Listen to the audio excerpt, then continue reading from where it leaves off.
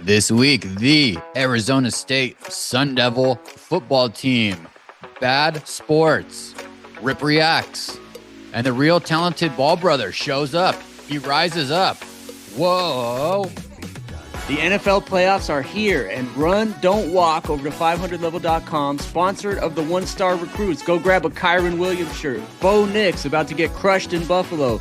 Lad McConkey, fantasy football hero. Mystery shirts for $10 at 500level.com with the discount code DK and RIP at checkout. That's DKANDRIP. 500level.com. Let's go. Yo, aloha. Welcome to the One Star Recruits podcast, checking in at 176 in the West Hills of Portland, Oregon. Fresh off of a trip this morning for some essentials. I rolled to Zupan's grocery store. Rip, Zupan's grocery store. You ever heard of it? No, but it sounds like you already turned your back on Fred Meyer. What's going on up there? I did not turn my back. I'm going back to Fred Meyer, Zupan. When we came to the city, we were greeted by some very nice people. I must say, everybody here is very nice. That's the most common thread so far. Kindness, nice humans. It's been wonderful, actually, for people to be nice. I assume everybody to act like they're in New York or LA, which are the worst ever. And they're not very nice, but a nice person welcomed us to the area, presented us with a Zupan's Market gift certificate. And so I hopped in this morning, went down to the Burnside neighborhood. From one look of the outside of it, I knew I was getting in. It's an Erewhon situation, Rep, is what it is. It reminds me a little bit. The old heads in Northern California might remember the Berkeley Bowl grocery store. Listeners know I fucking love grocery stores. And this wasn't even on my list to really hit. I just ended up here, Rip. I don't know how. Anyway, Zupan's reminds me a lot of Berkeley Bowl meets Molly Stone's. Those are two very specific Northern California grocery chains that if you know, you know. Really good shit. But Zupan's is that. Did a walkthrough. Everything is about $17.99 or more. You know, Parmesan crisps, $22. Olives, $47. That type of place. But I found myself a ham and Gruyere bistro box sandwich and got that to go. I'm staring at it right here. I'm going to have it after the show, Rip. I'm going to dig right into it. Had my eyes on a tuna panini. I just didn't want to wait for them to grill it up, you know? Sometimes you don't want to wait when you're standing around in those Whole Food delis. You just buy the pre-made shit. Don't have time to order my sandwich there. I don't know. Are you a sandwich orderer in the delis, or do you go right to the pre-made section? The fresh ones are always better, man, but it's a matter of convenience sometimes. You got to grab that pre-made. Sometimes you get burned, though. You grab that soggy bread or that just like one-star wheat bread with that's been out there since the mornings. But yeah, the fresh made is always top notch. It's always a burn every time at those stores. Even this one, I'm looking for it, but it's not a sandwich shop. I know I'm getting into a grocery store sandwich. I'm looking at it. It looks good. We'll see. I'll report back. It's fancy. Like I said, $17.99. So we'll see how that plays out, Rip. But life's good for me. How's everything down in SoCal? Warm and sunny, I assume. Yeah, we're good. We got some Santa Ana winds rolling in, but it really feels like October down here. It's there's been no rain. January is our rainiest month, but we've had zero rain, so no rainouts for baseball yet. It's really a place where you can play sports year round. That's what's going down at the household now. Sports year round. Batting cage still holding up, or is that one of your biggest mistakes of 2024? Soon to be biggest mistakes of 2024. Complete pitching machine that now nobody uses. True or false?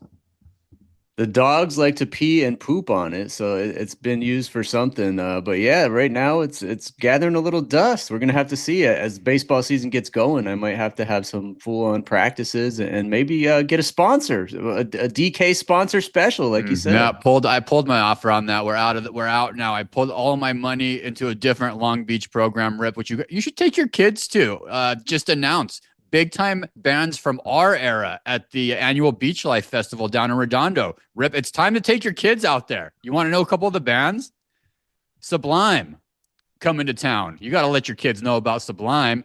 Train, like our friend Train, but the band Train. He'll love this. This is one of his favorite bands. Another one of his, OAR, Cake, Mr. Joy, The Pretenders, The Bangles, Rip. It's time to introduce your kids to some real music here so they can know what's going on. Some Beach Boys. might show up. The ones that are still alive, there you go. I'm hooking you up, Rip. Take it down. 6th annual Beach Life Festival. You might see Jello Ball there. Oh my God. One star success story from the past week. We're one of the only podcasts he's ever done, and he blew up this last week randomly. Yes, he is a 1-star recruit alumni, listeners. It was a couple years ago. If up until this new single that just dropped, he was the greatest Greensboro Swarm player that we had on the podcast. That was really it. All of a sudden, he was also maybe the greatest to roam the streets of Chino Hills.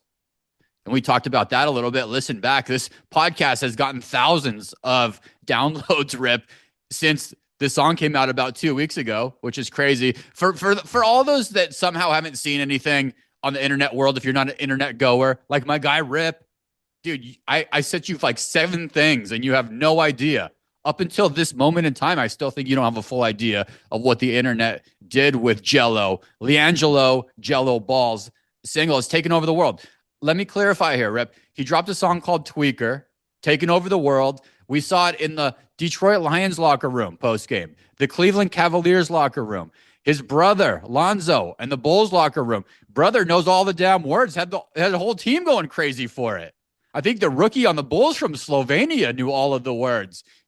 Go ahead, Rip. If you want to, go ahead, find it right now and just play 8 to 10 seconds so we don't get hit. Go ahead. I just played it, and it's the coolest thing to me so far to happen in 2025. DK, what do you think of when I say the name Cooper Manning? Does that ring a bell to you? Cooper Manning. Yes, of course. Listener of the show, Denver Broncos season ticket holder, Washburn. Cooper Manning had a luxury box directly behind him. They became good friends. Of course, we're familiar with Cooper Manning, the third brother of the Mannings. That's the reason I bring it up. Liangelo is in danger of becoming a Cooper Manning, the third Ball brother that no one knew. But I think he might end up being the most famous one in the end. DK, he's booking all kinds of shows. I mean, this is the start of a budding music career. It's been amazing. What shows? Breaking news, 2 hours ago, he's performing at the Rolling Loud Festival in California coming up here. There we go. There we go. Listen back to that podcast, listeners. We have him. He's talking about hoop, but he mixed in a little music talk with us. We got there with him a little bit. That was 2.5 years ago now, Rip, out a while back. Are we looking at a reverse 1-star curse here? Because we've been having bad stuff happen to some 1-star guests recently, and all walks of life, and this is a positive to start out 2025. I love. True. What a turnaround story! Great turnaround story. Reverse 1-star curse. We added the 1-star curse for our guy Jake Plummer. I'm going to talk about it when we talk Arizona State a little bit. I think we put it back on Jake in a good way. Maybe I'm curious to get your thought on. But yeah, reverse 1-star curse here with our guy Jello. A bunch of people have compared this song to something we'd heard in your favorite genre, Rich, early 2000s. The best of times, pretty much. That Nelly St. Louis meets New Orleans flow is what people are saying. That let me get a burner CD and I can play it in my car without my phone type of song. So could be song of the summer. It's early. It's January 7th, Rip, but could be the song of the summer if this sticks around. Could be a flop. The Balls get things out in the world. Sometimes they work, sometimes they don't. This seems to have the most potential. What a world we live in, Rip. 1 stars for life. College football playoffs moving along nicely. Started out chunky. Started off with some bad games. We thought, maybe Boise State doesn't fully belong here. Maybe we took some chances on these teams that they should just go back to the same old teams playing the same old bowl games over and over. No, we got a glorious game last week from the Arizona State Sun Devils. And since it's a week later, Rip, I don't want to dig into the game fully. I want to break this down more for language that my mother will understand here. But a bunch of things had to happen for this game to even take place, for this scene to even be said. It starts with the hiring of Coach Dillingham. I'm not going to do all that, though. But it also had to happen in this environment where the college football playoffs actually exist. Let me break that down here. That really thrilling Texas-Arizona State Peach Bowl game that you're going to break down so my mother will understand, Rip, here in a second, was a testimonial to why a 12-team playoff exists. In the old system, listeners, an 11-2 Big 12 champion like the Sun Devils, Rip, they would have played a New Year's Day like 6th or 7th bowl game against a not interested SEC opponent. And probably Scadaboo would have sat because he's getting ready for the NFL. That's what type of game they would have been playing in. But with a trip to the semifinals on the line, not only does he step up, give a 5-star performance, a Heisman performance, one of the greatest individual performances I've ever seen in a football game ever. And that's what we get with the college football's playoffs existing. And I'm so happy that it's our team, it's your alumni. So, Rip, backing it up in language that my mom can understand. Last time I'm going to say it. It's 3 times. Everybody take a shot. Explain why this loss is still a win and walk us through the targeting call that changed the course, really, of this game. It's still a win because no one expected Arizona State to be there. So it really feels like the beginning of something huge that going forward in the next few years, they could really turn into a national powerhouse. I think they have 15 of 22 starters coming back, I think, next year at the current moment. So everyone's saying preseason top 10 team. But yeah, they fell down big to Texas early. I think it was 14-0 within like the first 5 minutes. 2 huge plays by the Longhorns. Then ended up coming back from down 16 to tie it, send it to overtime, and lost in overtime. But yeah, Cam Scadaboo made a ton of fans. Sam Levitt made a ton of fans on the national stage. It was the only game on at that time. And just a lot of eyeballs on Arizona State, a lot of potential transfers and recruits, bringing positivity to the school. And Kenny Dillingham's done a heck of a job. What happened in the end, believe the end of regulation was a missed targeting call, basically a judgment call by the referees that seen a lot of other targeting calls. Targeting is when a defensive player hits another player on the offense in the head, and sometimes it's accidental, sometimes on purpose, but more often than not, they'll get kicked out of the game. It'll be a 15-yard penalty, automatic first down. So what happened was one of Texas's players hit one of Arizona State players in the head, and the referees determined that it was actually not targeting. So it turned the ball over to the Longhorns. Long story short, they ended up winning in double overtime. But again, probably the most positive to come from a loss I've seen in a long time, because all eyes are on Arizona State. People are still talking about them a week later, and everything's looking up for the future. It tightened up the transfer portal. Guys are having second thoughts about leaving, even though now their stock is up. This is a real thing that's happening here, Rip. People are talking now. Something is brewing in Tempe. Arizona State could be the new Oregon, the new USC, even the new Alabama on the football side if things continue in this direction. We thought we had a 1-star curse. It was in our group chat when we saw Jake Plummer. 1-star guest, great interview. Tried to get called out. The internet tried to drag him down even during this game, sending out bullshit. Caught me. I was on mushrooms. Look at him on mushrooms. Turns out he was just on 870 milligrams of organic cordyceps. All right, Rip. Not even mushrooms that make you messed up. Just normal mushrooms to have a little bit of a better attitude when you're rooting on your team. People are trying to come at Big Jake.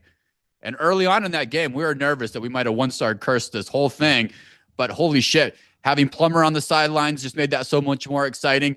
It feels like a real college program when you can bring back guys from the past. Like you're doing it like Penn State. You're doing it like University of Miami, when you can actually look, here's guys that did it in the past here on the sidelines. Here's guys in the future.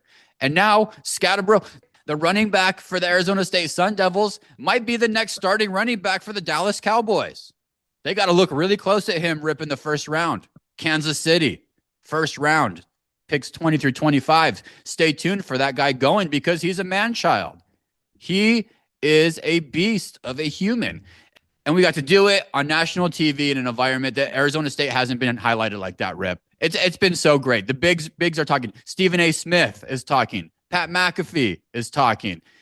Scadaboo, come alive. He showed the fight. He showed the team. So this is the type of shit that builds culture for like hopefully 5 or 6 years to come.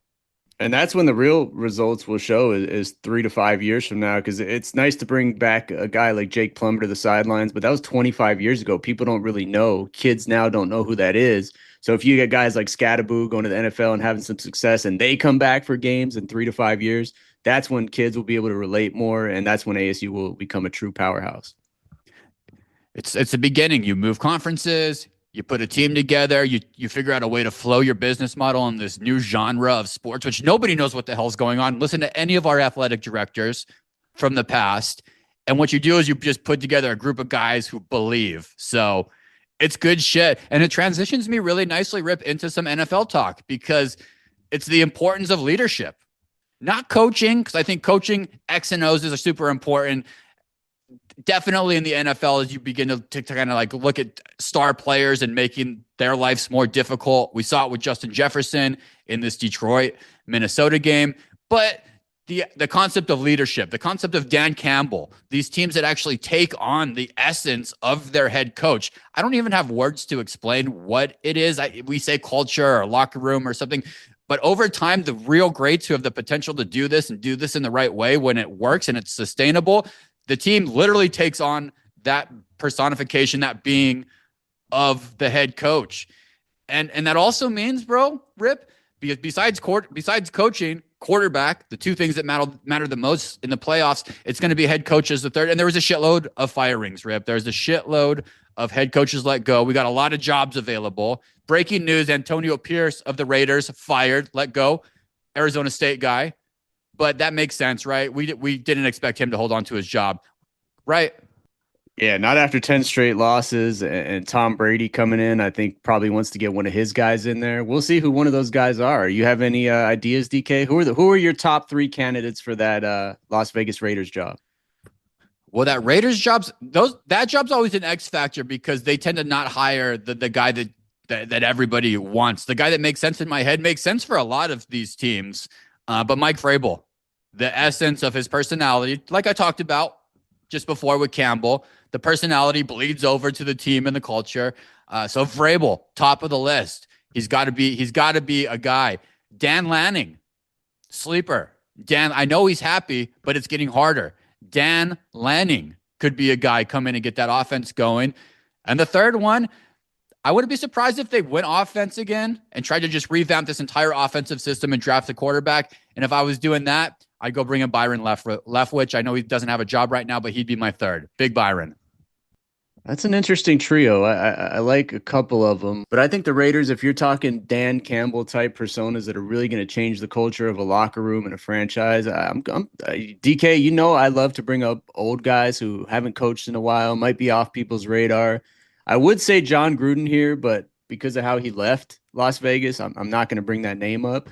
But I have a couple other interesting ones for you, DK. You ready? You ready for my 3? Yeah, hit me. Actually, I got 4. I'll throw 4 in there. I've been talking about Deion Sanders forever. Whoever gets him is getting a real culture changer, a real personality, and we'll see if he wants to go to Vegas. I mean, if Shedeur can drop to them and they come as a package deal, I feel like that's really going to happen. I don't know that Tom Brady would want that hire, but we'll see. But my other 3 really, DK, that this guy's being talked about a lot, he's kind of hyping himself up for the Jets job, is Rex Ryan. He's a huge personality, a proven winner. And he can really change the culture of a team and inside the locker room and take off that tough defense persona. So that's one for me is Rex Ryan that no one's talking about to the Raiders. The second one, this guy hasn't coached in forever, but if you want to talk about a real presence and a real winner, Bill Cowher, DK, he's a broadcaster right now, but I think the right people can lure him out, and Tom Brady might be one of those people to lure him out of coaching off the sidelines back into coaching. That guy's a winner, man. What do you think about Bill Cowher?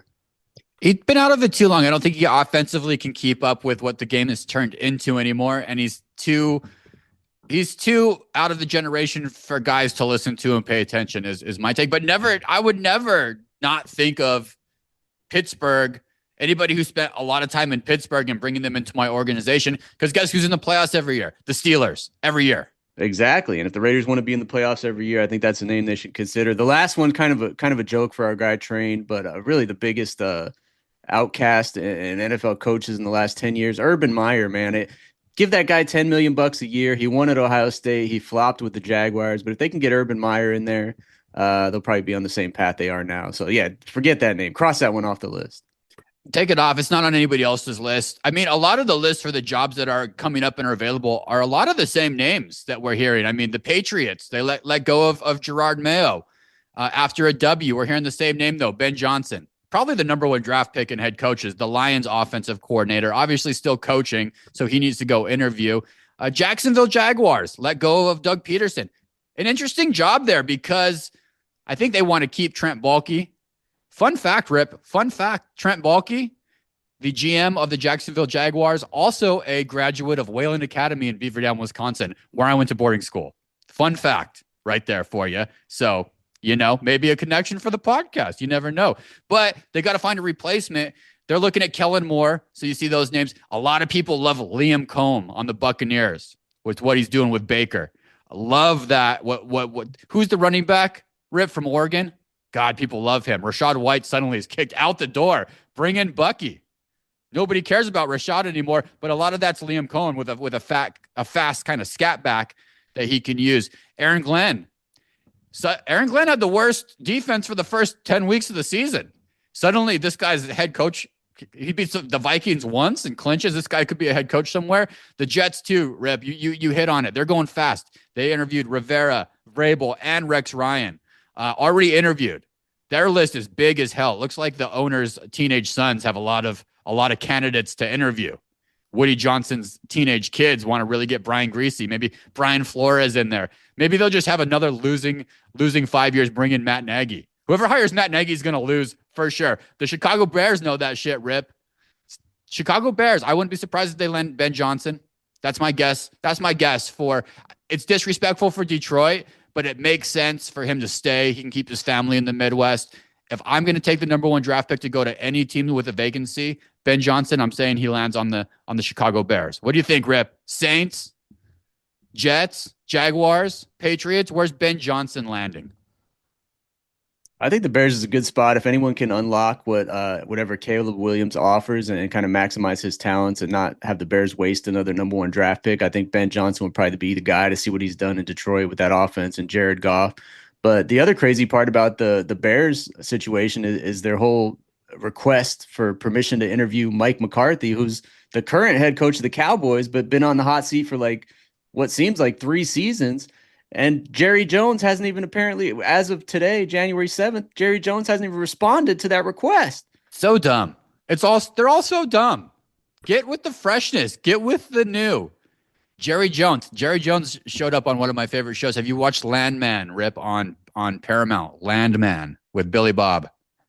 No, that sounds like a 1-star moment of the week or a wreck of the week. Sleeper show, amazing show. I think there's 9 episodes so far. Jerry Jones, last week's episode, showed up. Great acting, 5-star actor, Jerry Jones. Who would have thought?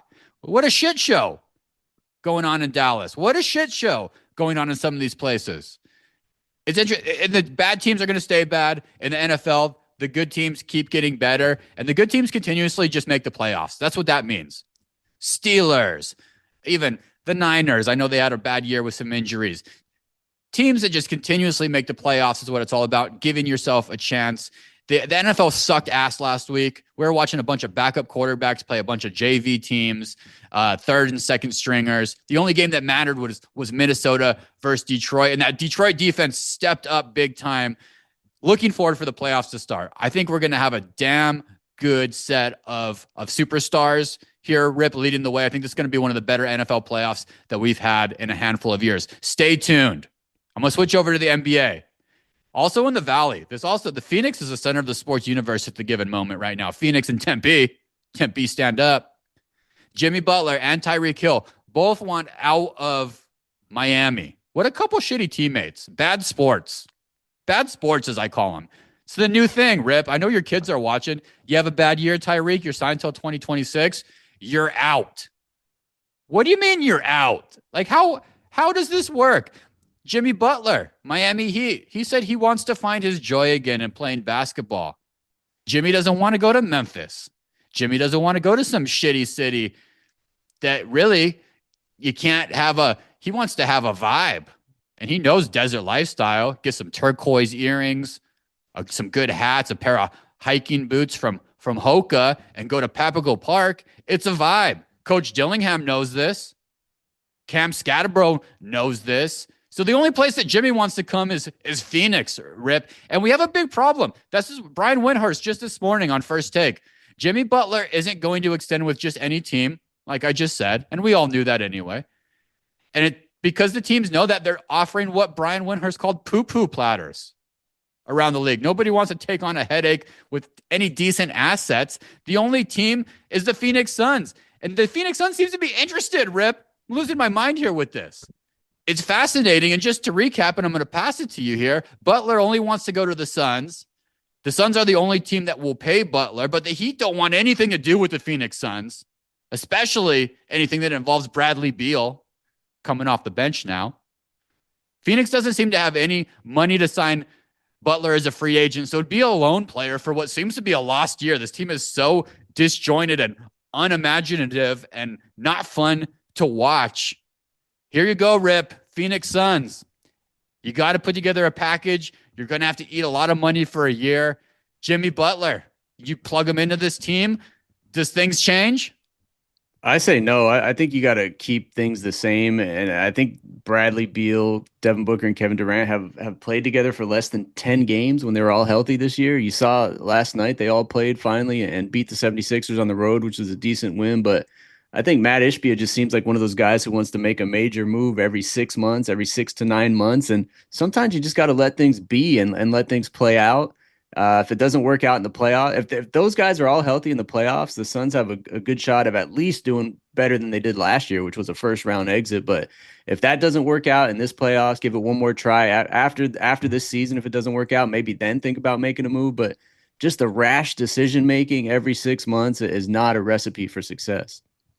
All these new owners got to learn this, especially in the NBA with the way that the second tiers lined up and money's lined up. You can't do this. Washington owns 6 picks for the next year. Second round, first round mix for Bradley Beal, the heel. We can't do this. We need to move Nurk.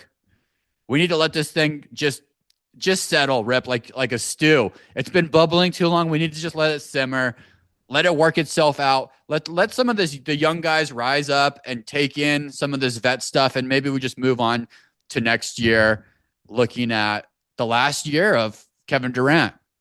Really, the last year of Kevin Durant and entering peak season of Devin Booker, meaning probably the prime of his career the next 3 years for Devin Booker. So doesn't always work that way. Kevin Durant's not a Jeff Green. He's not a guy you can plug in and he's going to find his role and play it to the best of his abilities. Kevin Durant's going to always be Kevin Durant, which as you're getting older, you become Aaron Rodgers. And it ain't so glorious anymore when you can't make the plays. And you can't lead by example if your body doesn't hold up to make the plays. And it's like a person with Alzheimer's, Rip. It's enough. But I'm frustrated here with the situation, and I don't think this is going to make it any better. And I want to do the same. I want to turn it on simmer. I want to put it to the side for the Phoenix Suns. 1-star moments of the week. We all have them. We don't all talk about them. We do on this podcast, Rip. What's your 1-star moment? Man, DK, I had a big debacle this week with a Netflix show. I've been looking forward to it for 6 months. Had it in my calendar. Squid Game, the season premiere of Squid Game, and actually I never watched the original Squid Game, but I watched the show that was called the Squid Game Challenge. I don't know if you saw that. It was a game show, kind of a reality game show based on the normal Squid Game show. So that Squid Game Challenge to me was one of the best reality shows in the last 5 years. I was hooked on it when it was out last year, actually 2023 now. I saw promo Squid Game coming December 26th, back December 26th for another season. I thought it was the challenge. So I was all hyped up to watch it, got on Netflix that night and realized it was actually the Squid Game show of the regular Squid Game and not the reality show. So big bummer for me. Apparently the reality show is having another season, but not till like this fall. So I got to wait another 10 to 12 months to see that. So just a 1-star mistake on my part, 1-star moment of the week, mistaken, getting my shows mixed up, really. Do you have any idea what I'm talking about? I mean, the 1-star moment of the week is you just said Squid Game 17 times. I took a note. So if you had that on your bingo card, you just won a huge parlay. 17 times Rip said Squid Game in his 1-star moment. That's marketing right there, baby. That is marketing. No, I'm not watching Squid Game. No, I'm not waiting for the Squid Game competition. What are you, the guy who watches the Road Rules Real World's competition on MTV still, Rip? Nobody watches that shit. Go back and watch that challenge, DK. It's one of the best reality shows in the last 5 years. I know you got time on your hands. You got to watch that thing. You'll be waiting for it. I'm not watching that, Rip. I have Pac-12 basketball to watch, Rip. Big 12 basketball, that is. Exciting times ahead. Getting ready for University of Central Florida to come down to Tempe, check out a game, come up here to Oregon in Eugene. So, dude, my 1-star moment involves a drive, not Eugene, not the Seaside Coast, not Tillamook. No, I did not go to the Government Pass or to the Cascade Mountains. Me and wifey took a drive down. We wanted to check out the Nike headquarters, Rip, in Beaverton. You ready? Boring. Dude, completely.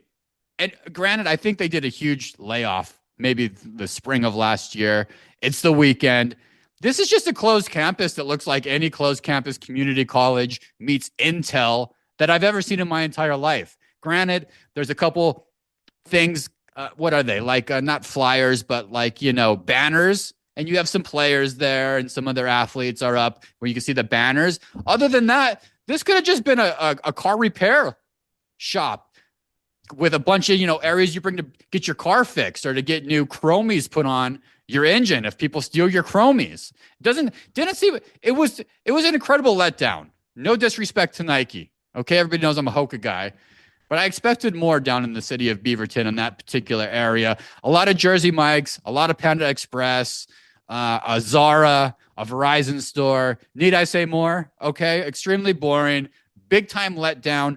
It's a closed campus, so you need a pass to get inside, probably to see all the stuff going on. The employee store, where people come up with the cool, try harder or whatever they're saying. Winners don't cry. Nike. Winners will win. Nike. Didn't get to see the place they were doing all that. It was Sunday. But it was a 1-star drive through the Beaverton Nike area rep. So I don't know if we can make that better. If we have any listeners that have some better advice, maybe a connection that can get me into the employee store. We can do an interesting podcast there. I know Caitlin Clark is there today. Caitlin Clark spotting this morning in Portland, Oregon, by yours truly, on my way to Zoo Pants. I'm not lying. Okay, internet? Out visiting Nike, I'm sure.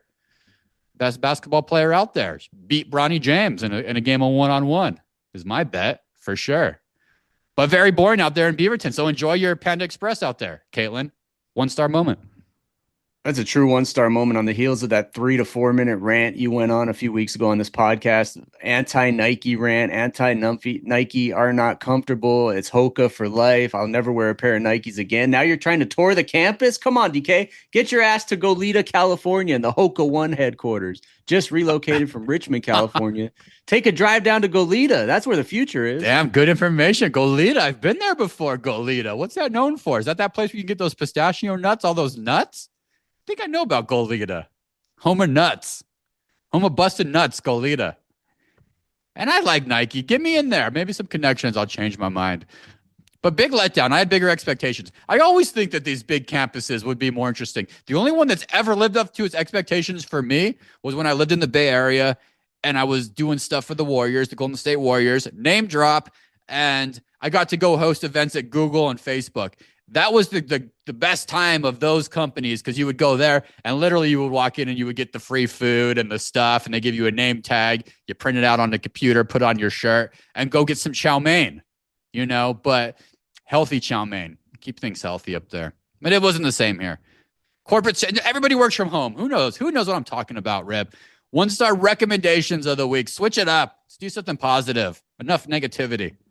You're absolutely right. It's time to change the direction of this podcast. And speaking of positivity, I'm going to bring some right now. We've gotten so many positive comments over the last few weeks. Everyone, basically thousands of listeners have noticed that we've sounded a lot better over the past month. And it's because we both have this mic, DK, the recommendation of the week. We both put down some money on to buy this Shure mic. It's a Shure. It's the MV6. It's actually a gaming microphone, but a lot of top podcasters like ourselves use it out there. And it's available on Amazon, available everywhere you can find basically anything. It's the Shure mic, DK, Shure. I jumped on first, you jumped on second, and the tone of our show has been a lot better. The sound has been a lot better. The audio quality, I think, has been 5-star. We're 1-stars, but the audio quality has been 5 stars. I think we both would recommend it. I can speak for you as well on this. Shure MV6. Go get it. Don't speak for me without a discount code. Sure. Coming possibly soon. Possibly soon. Rep, you never know with this. The new year is going to bring new blessings for all of us. Dude, a lot of people, a lot of listeners at the CES 2025 show in Las Vegas. I haven't been in years, but it's always one of the funnest things to get out to. If you have an opportunity to go walk the halls of the CES, which is the Consumer Electronics Show out in Vegas. Just a couple of highlights that I saw, Rip. The robotic vacuum has taken a next step up. I was never into the robotic vacuum as a whole. I don't remember what they're called. You've seen them rarely in that tech friend's house of yours. These new ones come equipped with all kinds of sensors, tools, and things to pick things up. They can move your child around. They can move your toddler around to vacuum around them at this stage in time. Another one, the smart glasses are coming, Rip. Smart glasses with AI stuff that can actually, you can walk the streets and you want to listen to something, look up something while moving your body. It's definitely here. We got tagged in a couple of those. This one's my favorite though. BYD. It's a supercar. It's coming from China, maybe Japan, Yangwang, U9. This car, Rip, jumps over potholes. It can jump 6 meters over potholes, and the AI spots it. So it sees it coming, and it jumps over it like a damn raptor. So things are coming. I also saw them highlight, last one, a writing pen with cameras on the top of it, so that any surface that you use for a canvas to write your notes then come right up in your phone. I don't know if people write anymore, but that could be a game changer. So exciting stuff. We're talking microphones. I figured, shit, let's talk CES. Appreciate you, Jake tagging us in a couple things out there in Vegas, living his best life. Hopefully he goes to Emmett's Steakhouse, gets himself a filet or a ribeye out at Emmett's, friend of the show. Rip, hit the music. Rip reacts.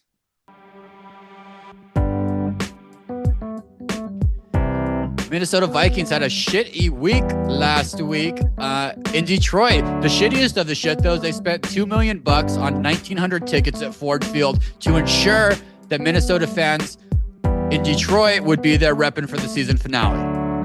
Guess what, Rip? Big Aaron Glenn came in with a secondary of third and fourth stringers and shut that shit down. Shut down Sam Darnold. Are you impressed with Detroit handling business with a ton of injuries?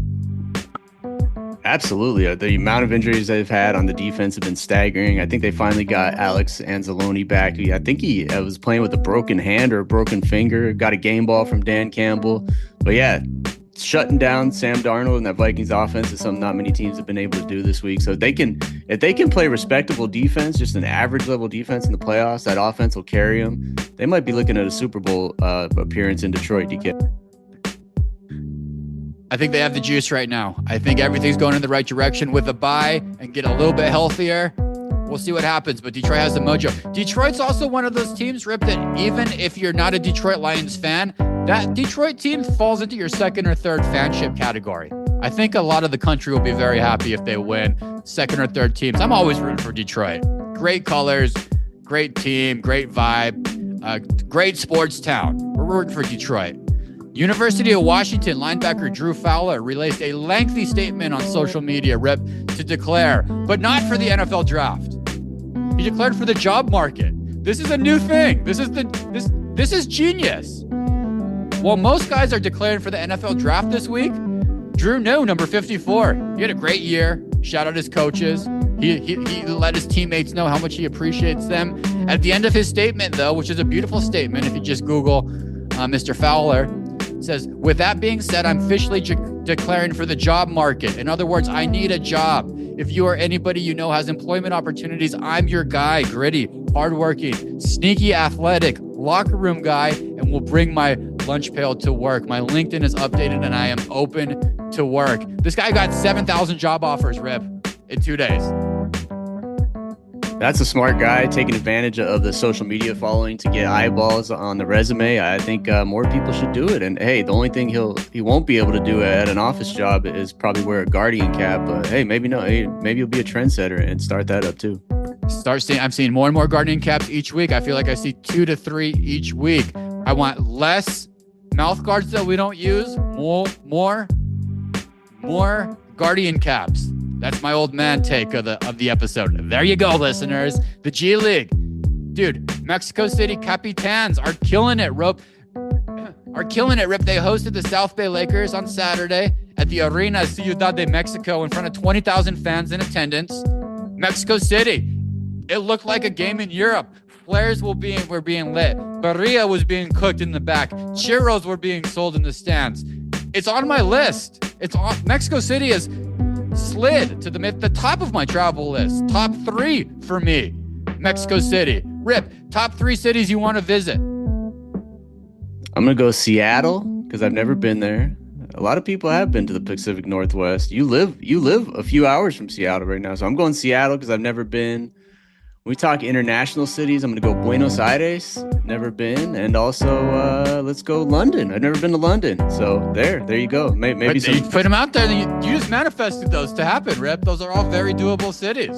You got to get your kiddos down to Buenos Aires to go visit some au pairs of the past. Things are happening on this podcast. Things are happening on Amazon Prime Video. Last one, Amazon Prime. They're coming to the game in the NBA. Studio coverage is coming from the streaming giant. They're doing a show that's going to have NBA legend Dirk Nowitzki and six-time All-Star Blake Griffin. It's going to be hosted by Taylor Rooks. This is crazy. Amazon will pay the NBA about $20 billion of its 11-year, $77 billion media rights deal starting next season. Wow, that's crazy. This money is getting crazy. Rip, do you like this combo? Dirk and Blake. That sounds like something I would never watch. When you're trying to compete, everything, the measuring stick is the TNT show. And those guys, there's zero chance they'll even hold a candle to Charles Barkley and Shaq and Kenny Smith.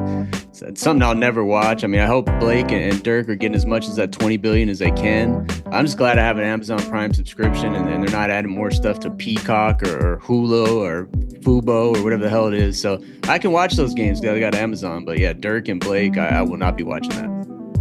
A lot of people think Blake has real chops to be not only a Charles Barkley-esque character, but more even more of a comedic spin. A lot of people are on Blake. A lot of people have big stock on Blake Griffin carrying the torch for entertainment. Big shoes to fill, though. We'll see. I like the guy. I never loved him. I like him. His brother's pretty cool. Taylor Griffin, Santa Cruz Warrior, all-timer. Hang him in the rafters. Hang this episode in the rafters, Rip. I love you. We'll be back next week. Have a great week. See you next week.